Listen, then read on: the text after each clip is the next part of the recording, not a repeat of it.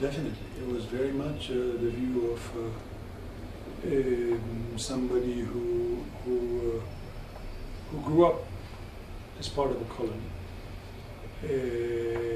who lived in a highly racialized environment, sort of compartmentalized, who went through institutions which were, whether they were controlled by the state or not, were all racialized in many ways.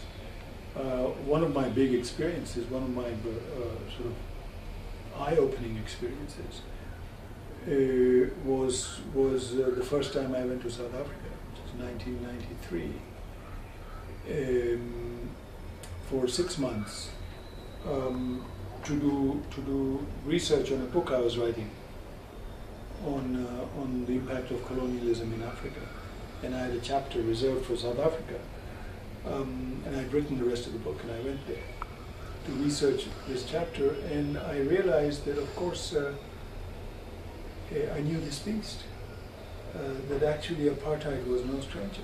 I knew all the institutions, and we had lived basically within the same framework. I came back and I threw away my manuscript and I started rewriting. And it was the first big change in my scholarship, which, a change which was trying to make sense of, I thought earlier that the political economy would give me the framework of politics, but I realized it actually didn't.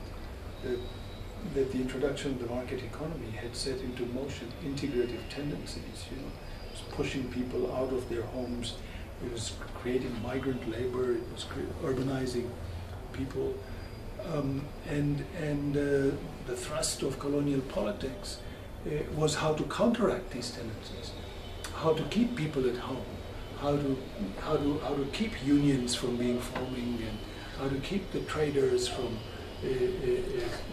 shaping the pulse of urban politics, and how to strengthen. And their response to this was to strengthen traditional institutions, to strengthen customary law, and they'd long given up the ambition of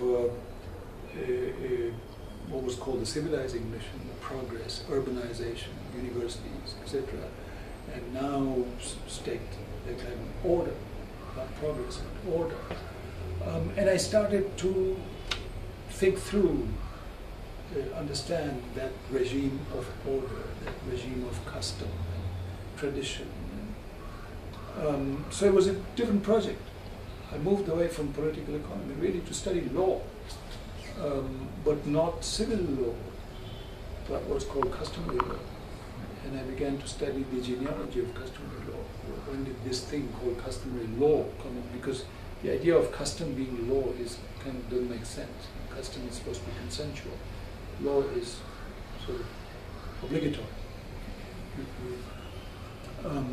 You have to observe the law.